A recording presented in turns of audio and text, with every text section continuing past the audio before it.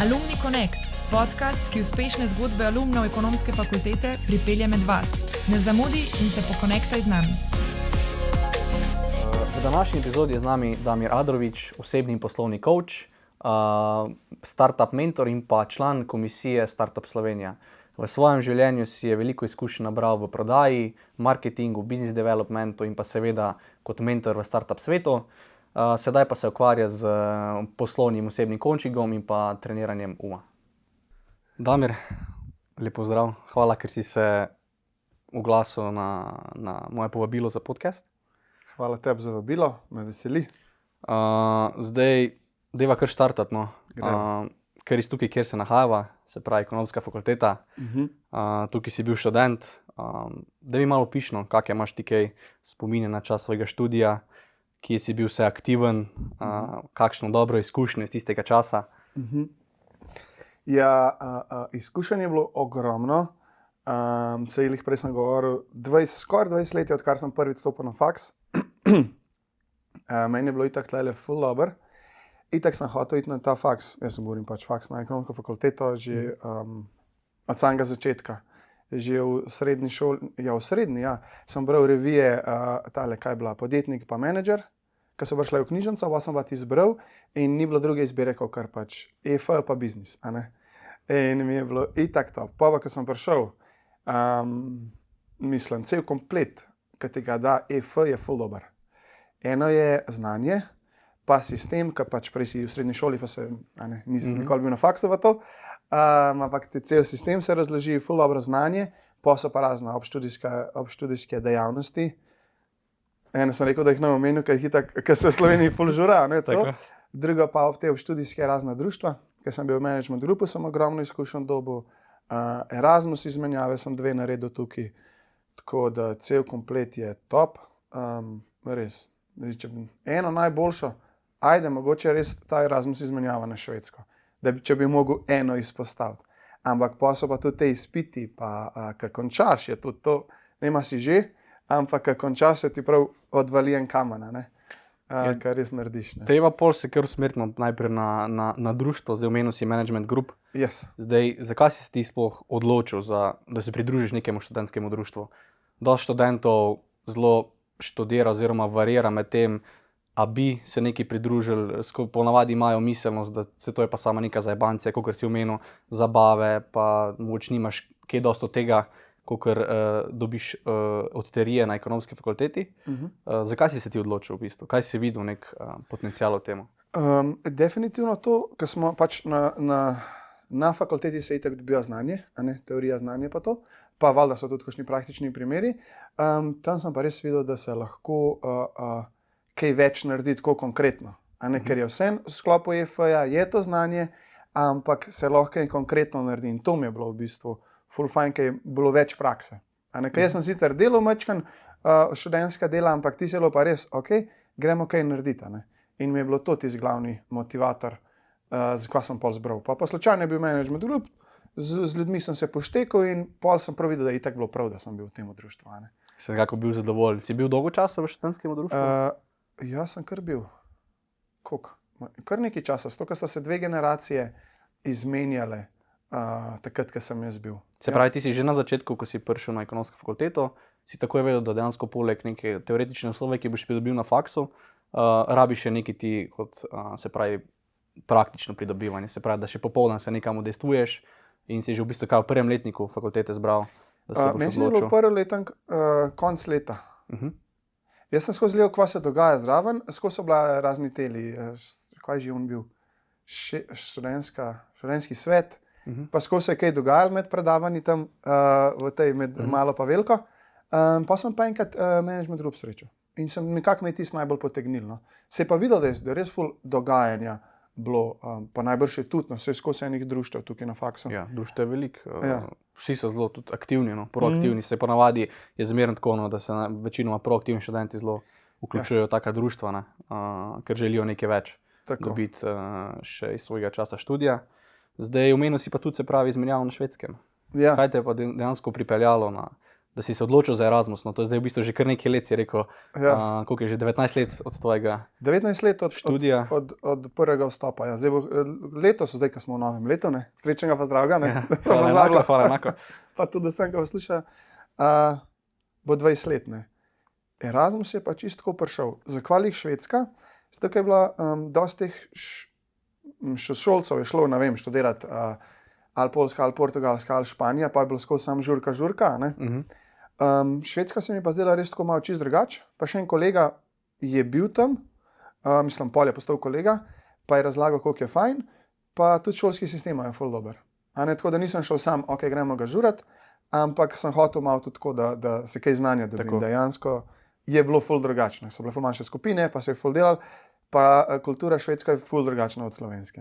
Je bil težek ta preskok, se pravi, z nekega slovenskega šolskega sistema na sistem šolski od švedske, pa kultura, kot si rekel. Šolski sistem je bil tako, tam je bilo, rečemo tlele, ko se konča faks, pa predavanje, gre folk na per, na pijačo, pa tudi tazga.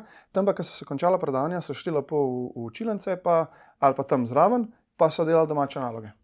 Skoraj ena vrsta, kot srednja šola. Se pravi, ful je bilo treba delati, ful so bile manjše skupine. In ta sistem sem pol se mogel hitro prilagoditi, Vse so bile žurke, vse je bilo, sam način študija je pa ful drugačen tam. Oziroma, manjše skupine so, pa ful se gleda. Pa bi rekel, da, mislim, kjer način ti je pa bolj paso dejansko. Ne, da bi rekel zdaj, kjer je boljši, kjer slabši, ampak ne vem, ti je bolj sedel na nek način. Kaj pa je tle v Sloveniji vse malo bolj sproščeno? Ne? Je bolj sproščeno. Ja, tam se pa res ful tako dela, ampak je bila noro dobra izkušnja, pa ko sem prišel nazaj, ker tam vem, smo bili v skupinah, se je folk ful spraševal, a veš, pa prija nazaj, pa sem pa skoraj skozi sam jaz spraševal. Sloveniji se pa ni toliko spraševala, pa so raj bolj poslušala, ne. Čeprav pa so pa bili v kakšnih skupinah, ko smo pa bili, so pa ljudje, smo pa ful pač spraševala, ne. Je bila malo razlika, zdaj pa ne vem, kako je zdaj, po mojem, zdaj. Mislim, zdaj, tisti študenti, ki jih bi rekel, no, kako res sem opažal, ko jih dejansko zanima, pa se nekako potem sploh proti koncu študija, ko smo bolj po smereh razdeljeni v tretjih letnikih, dejansko študenti pol sprašujejo pri določenih predmetih, ko jih stvari zanimajo. Se pravi, ti vprašaj si bil pol tisti vodnik pri dvigovanju roke za profesore. Vse to dobro. Kaj pa pol si rekel, da si prišel nazaj, pa si šel še kam v Španijo? Ne, ti sem pa pošel, ko sem pa že več ali manj skoraj končal študij, bila je samo še diploma za narediti, sem pa šel na Erasmus izmenjavo v Milano. Tam je bila pa v bistvu ni bil študij, ampak je bila Erasmus praksa. Se najdel eno firmo, ki je bila bolj v bistvu moda, blagovne znamke pa to, ker moj oče imel firmo, s temi zadevami, pa sem se šel tja malo učiti, pa gledati, kako res oni tam delajo, ker tam imaš res top brande, res so top brandi na Breri v teh ulicah, in sem se tam učil, gledal, delal in je bilo tudi top izkušnja. No. In si bil zadovoljen za prakso? Bi priporočil ti prakso, rečemo v tujini? Bi priporočil prakso, dosti teh praks v teh boljših firmah v tujini, je tako, da ne dobiš več ali manj plačan. Je v bistvu nekako bi lahko rekel, da je to vzajemno, se pravi, ker ti oni ponudijo opcijo, da priješ ti, da te nekaj naučijo, pa ti nekako vzameš to v zakup in pridobivaš vrednost znanja, ki ga ponujajo. Zdaj pa med samim študijem si rekel tudi, da si poleg vsega sodelovanja v študijskih dejavnostih Erasmus izmenjal tudi delo, študentska dela. Zdaj mi povej, a si imel kak poseben način iskanja študentskih del, recimo kak model, katera študentska dela, ali ti je bilo dejansko vseeno in ti je bil pomemben samo zaslužek, recimo? Na začetku mi je bilo čisto vseeno, ker sem sam pač gledal, zato je tudi rečemo te študijske dejavnosti, ki se lahko bolj najdeš. Ena profesorica enkrat na faksu rekla, da znotraj faksa v času študija najdeš, kva bi rad počel. Zdaj eni to najdejo prej, eni kasneje, ampak tlele mi je bilo dobro, da je bil in management group, ki si lahko delal, pa pol sem iskal službe na podlagi tistega, kako bi rekel, trenutnega navdiha. Enkrat sem delal v Jati, v Kamenku, jajca, kokošja smo, razumeš, ne? Ti sem delal 2 dni, pa pol več nismo s kolegi, kaj je ful smrdel. Pa sem šel enostavno naravno proces bolj v prodajo. Tja me je vlekal, In pa sem pa tako slučajno najdel, prek študenta je bilo takrat, no vse najbrž je tudi zdaj še full del. Ja. Pa tudi karierni center Ja, ekonomske fakultete Ja. veliko del ponuja. No. Tudi Konstantno veliko vsak del torek ponuja. objavljajo take res dobre ponudbe od dobrih slovenskih firm, Mhm. tako da je kar zanimivo. Študenti imajo, danes bi rekel, zelo več opcij, oziroma malo more opcij, Malo od more študentskih opcij. servisov do kariernih centrov, da si le najde lahko neko delo. Ne. Ja. Verjamem, da je bilo včasih dosti težje priti do nekih del. Pa, kot pa vem, takrat je vsem bilo tudi veliko tega. Je pa res, da sem jaz rečemo, nisem hotel iti, a veš, prav grem zdaj prav eno res firmo, pa bom tam, a ne. Ampak sem bolj malo iskal. Prodaja mi pa skozi nekako ležala, zaradi tega sem pa pol bil v teh študentskih delih in mi je bil tak način. Vse pol, kad ti, a veš, greš, pa iščeš, pa se učiš, pa itak pride kad ti je v tistem trenutku najbolj pripada, pa se najbolj Pravi, pa bi lahko rekel, da dejansko ti bolj, se pravi, zagovarjaš, da študenti delajo med študijem. Ja, samo morajo biti izpiti narejeni na rok. Se pravi, mislim, v tem smislu, ne, da v bistvu Ja. študij ne peše zaradi dela Tako. izven študija. Pa da ni zdaj, da je full time tudi delo. Ne bi to. Okay. Zato, ker moraš imeti malo tega študentskega, te študentske svobode. A veš, nimaš najemnine za plačevati, no, več ali manj. Ali pa si v študentskem domu, učiš se, imaš cajt, nekaj zraven delaš.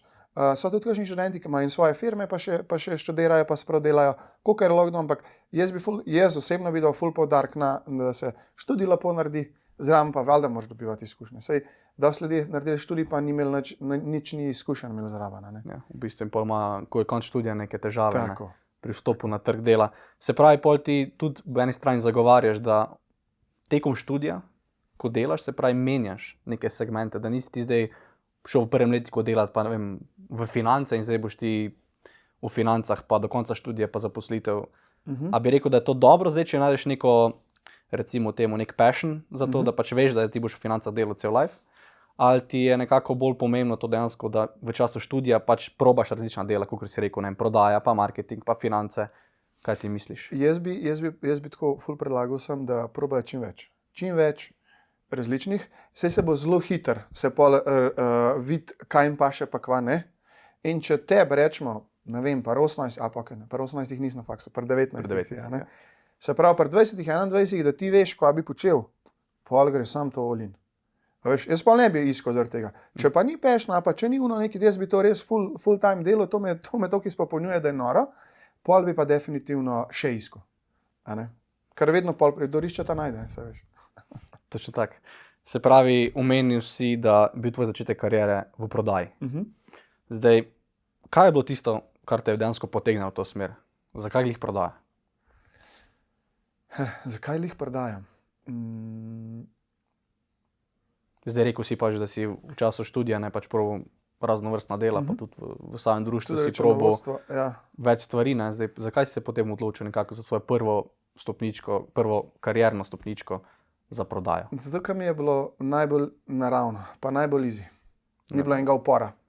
Če bi mogel iti, ne vem, računovodsko, pa sem delal, moja mama je računovodkinja, če bi mogel iti spisati, pa delati, pa to, a veš, te malo ubija. Se že skozi čuden, da ni, ne vem, aj kakšen predmet, da bi bila prav prodaja na faksu, a pa business development. To bi bilo top.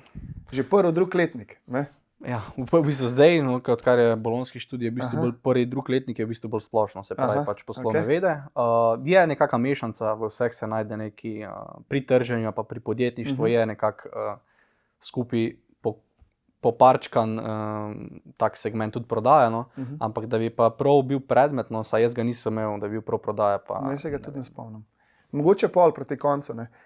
Ker se ful veliko stvari naučiš. Meni je bilo naravno, v prodaji se ful naučiš delati z ljudmi, psihologija, a veš, denar, rok, v škupu, ne v škupu, rabiš narediti rezultate, dosti prodajalcev je tudi plačanih na učinek, a ne, se pravi, tam moraš spet iti, ne sme siliti ljudi in je ful tega, ne. In meni je bilo to nekako najbolj naravno, se veš, ampak vseeno, v prvi, ko sem šel, sem bil itak ful bolj trd, ne, nisem takoj pač, ampak se pa lepo ne treniraš. Mi je pa bila to ena najbolj naravna pot. Najhitreje se je tudi službo delo prodaji, skozi rabe dosti ljudi tudi prav, da noče prodajati, a ne, in za prodajo povečamo skozi dela, če gremo na e-servis, študentski servis, bo po mojem ful, ne, prodaja, promocija pa to. Bi rekel, da je kar zahteven segment, no, ni zdaj vsak, da bi bil prodajalec, ne. Moraš imeti kar te dosti dobre soft skills razvite, se pravi, ti si jih imel, pa v bistvu si jih potem še nekako Nekaj sem jih pa mogel še razviti. Še razviti, v bistvu, ki ti ti soft skillsi, ti pol dejansko pridejo prav na vseh področjih. Ne. Točno to. Ni važno, v bistvu, kaj delaš v življenju, tudi ko se mogoče sam pogovarjaš za neko osebo na drugi strani pulta, ne, je zelo pomembno, koliko si ti govorno sposoben oziroma, ne. Tle bi sam še to rekel, ne, kar si rekel, pa to sem tudi, vse do tega se dotaknila, ker sem coachal dosti startupov pa ljudi v prodaji. Ja, prodaja ni zame. Ja, ni res. Čisto vsak prodaja že takoj, ko se pojaviš, ne. Imaš ene message, nekaj hočeš doseči. Se prodaja pa sam del tega. Sam kaj je ful tako en stereotip, upam, da ga ni več tok, ne. Ja, ne, to pa prodaja pa ni zame, to je pa teženje ljudem, to je pa, a veš, kada si greasy salesman, kao te prodaja pa težija, ne. Yeah. To ni prodaja, ne. Pa folk ima take stereotipe, vse jih ima posod, ampak ja, vsak je dober v prodaji lahko. Se pravi, koliko časa si bil v prodaji? Kar, bi rekel, en dober del svoje kariere. Ja,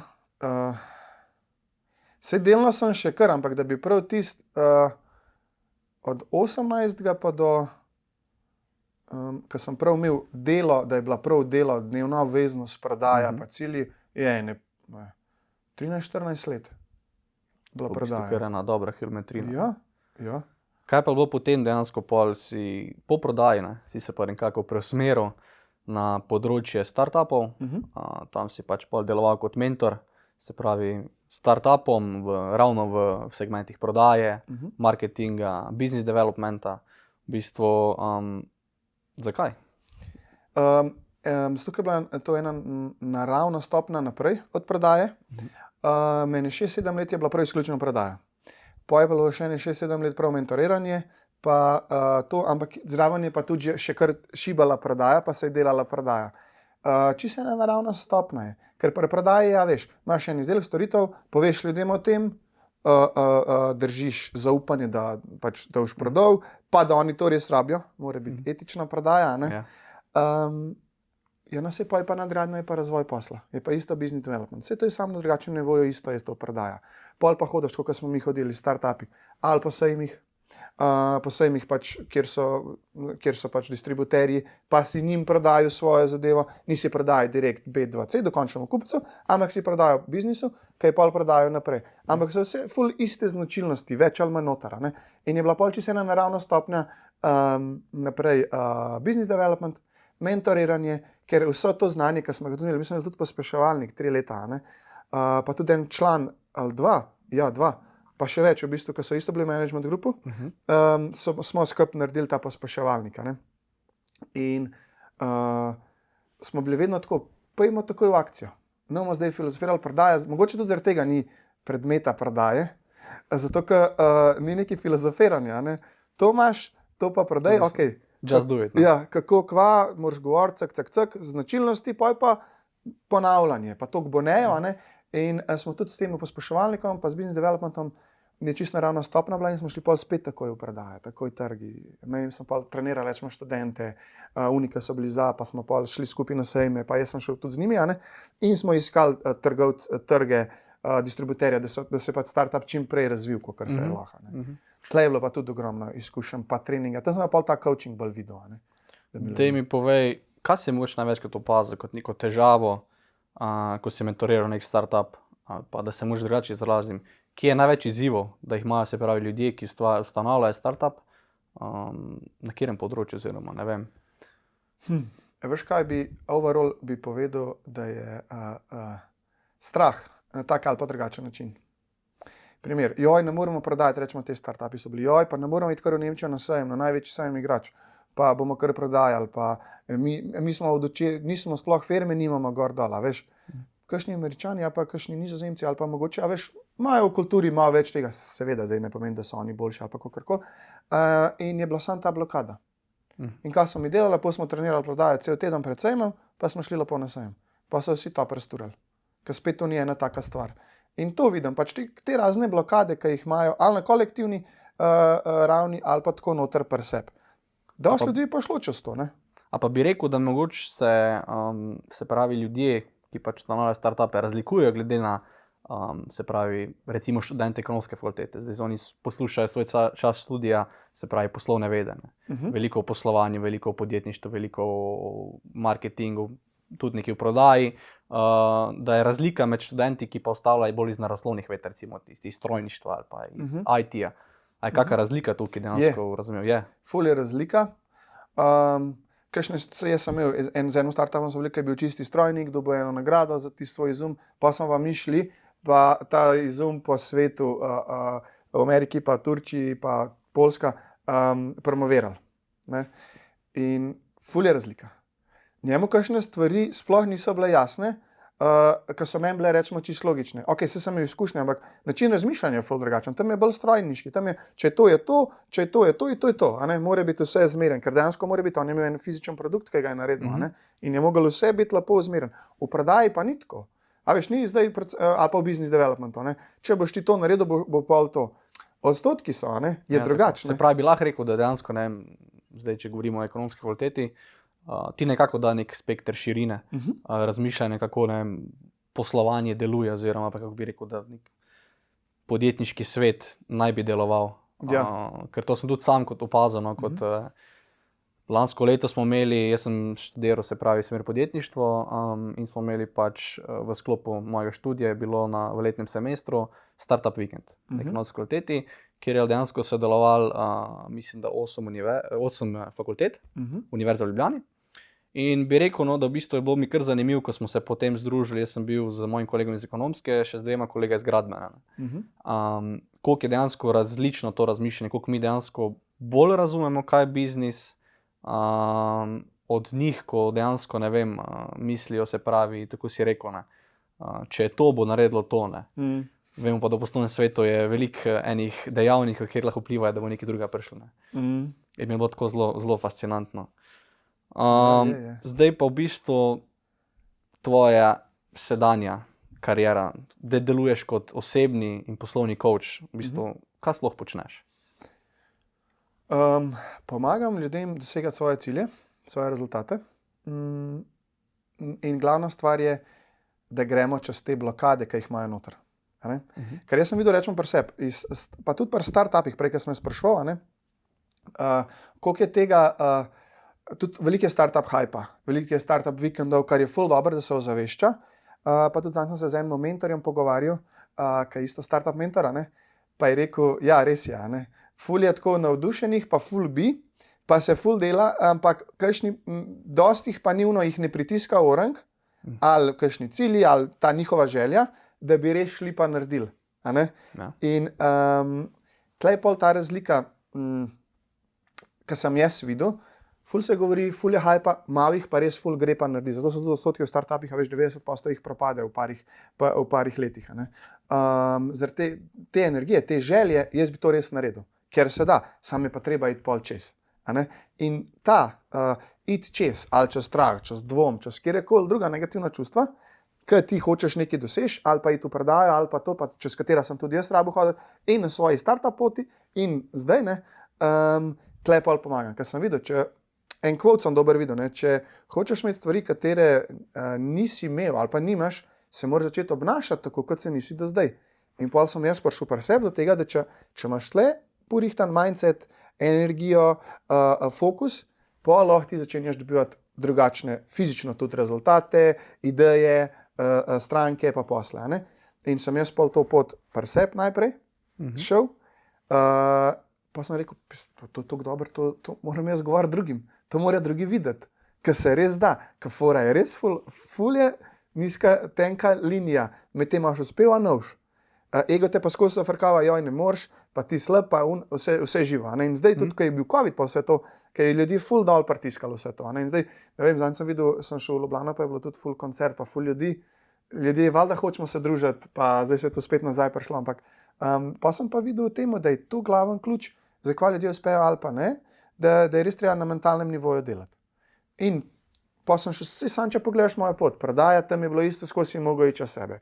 Pol startup je isto, 90% jih propade, moraš res orang. Pa je pa kar spet, kako bi rekel, naravno prišel to, ta coaching, business pa personal coaching, ljudi predvsem na mindsetu.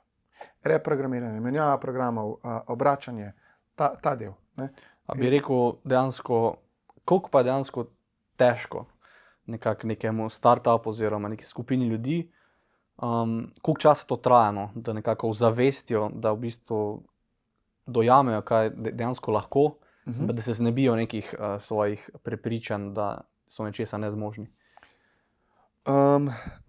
Ful je odvisen, to se pa itak vidi že ful hmal, če se poštekajo na začetku, a veš, coach pa unka je coachan, ful hiter lahko zamenja programe. Ful hiter lahko naredi preskoke, sam mora pa intenzivno delati. In zato sem pa rekel prej, če je res ta interes, jaz res hočem, pa jaz res bom, pismo tebe sem čakal, kje si bil, ne? Pol gre to ful hiter. Ful se tudi dogaja, ampak ljudje so, rečemo, tudi te startupi kakšni, kaj je res ful tako, vse sem jih ful videl, pa ful sem jih tudi dal čez, a ne? Predvsem te early stage, 50, 100 smo jih dal čez, a ne? Ampak veš, kaj sem ugotovil, ne? Da sploh ni fore, kaj je produkt, pa kaj je Pa ni važen, kjer segment, pa ciljna pa skupina. sploh ni važen. Če je človek, če je founder, da je ful za, pa da ful gre, pa da res drži cilje, pa da išče rešitve, ideje kar padajo. Imel en primer, ko je delal eno zadevo, pa je pol čist XY delal. Pa mu ful dobro gre. A ne? Ko bi lahko rekel potem, joj, ne morem, ne gre, težko je, dajmo kaj drugega. Ne, in to velikokrat ponavljam. Če je ekipa prava, pa če je energija prava, pa če se vztraja, prije kakšen drug produkt. Se pravi, pol lahko nekako rečemo, no, kot nek conclusion, da v bistvu se ljudje dostikrat umijemo sami v glavi. Da sistem v bistvu nekako zapremo pol mi vse priložnosti, ker mislimo, da nekih določenih stvari v bistvu sploh pač ne zmoremo, čeprav je to neko zmotno mišljenje, ne? Če bi nekako povzela zdaj, kar si povedal. Zdaj, za konec, no, kaj bi pa ti svetoval, se pravi, zdaj študentom, da bi nekako lažje ali pa hitreje prišli do svojih zastavljenih ciljev, ali pa da bojo nekako hitreje prepoznali, če so na pravi poti, sploh do teh ciljev, ki so si zastavili. Zdaj, ravno kar je bilo novo leto, ne? Zdaj verjetno je tudi veliko novih ciljev, novoletnih zaobljub. Kaj bi rekel, kako? Kar se tiče ciljev, jaz bi vsakmu zdaj predlagal, ki je začetek leta, definitivno usedite se, uro, dve, dan, pač par ur, pa dajte na papir vse, kar bi radi počeli. Ne, to je ful pomembno, da daš, kaj bi rad delal. Pa nima veze, a ti to vidiš, a to je sosed, ali imaš že eno idejo v glavi, kaj bi ti rad delal. Ne? In imaš to nekako pred sabo, pol pa konkretno v to smer, kje bi ti to lahko dobil, kaj so te stvari, pa boš videl, ko je kar začela prihajati do tebe. Te v sosed vprašal, ali pa kolega, ali pa sošolce, da gremo to, in se bo začel to vrteti. Ful pomembna stvar je tukaj, pri ciljih, da ne zgubiš tega fokusa, ki si ga imel takrat, ko si pisal cilje. Oziroma te energije ali pa tega mindseta, zakaj to počneš. A veš, če si ti, zakaj ti delaš to, kar delaš, ali pa zakaj, ali pa zakaj, to, kar mi je kul, to je važno. A ti je kul, ja. Pa bo tudi ta energija, kar ne pomeni, da boš ti zdaj takoj vse cilje dosegel do 5. meseca, pa imaš pol še 8 mesecev, 7, da narediš vse. Ne, lahko pa da boš. Če folk zgubi ta passion, do teh svojih rezultatov, ki jih itak hoče delati, tlej pa problem. Pol pa gremo, joj, ne morem, ne znam, to bi jaz ful vsem svetovne. Dajte ta ogenj vseb za to, kar hočete delati, naj skozi gori. Pa tudi če še niste blizu, koga briga? Ste ful mladi, ste študenti. Če ti skozi daješ, a veš, fokus pa energijo v eno stvar, ni druge, kot da se zmanifestira, skreira, da ti prije do tega. Ne? Kaj bi pa rekel pol nekako v bistvu, da kako podpihovati ta ogenj, da skozi gori, ne? Se pravi, da zdaj verjetno imamo nek zdaj pajk, se pravi, ker je nova zaobljuba, ne? Ful smo razplanteni, da zdaj to bomo pa jaz dosegel, ne? Potem pa mogoče, kakor pri podjetjih, ne, ko dosežemo nek vrh, pol se krivulja obrne. Kako vzdrževati nekako, da smo čim višje, da ogenj v rekovajih ta čim bolj gori, ne? Ta proces, a veš, ko gre tako gor pa dol, je itak naraven, pa tudi, ko smo se pogovarjali v študentskih društvih, tudi študentska združenja, se spomnim, tudi rečemo management group, včasih je bilo ful ljudi, pa pol manj, pa gre nekako. Zdaj se mi zdi, da imate tako, da greste ful fajn, ne? To je pač naraven proces. Ti pa lahko sam sebe mentalno natreniraš, da si skozi v tej energiji.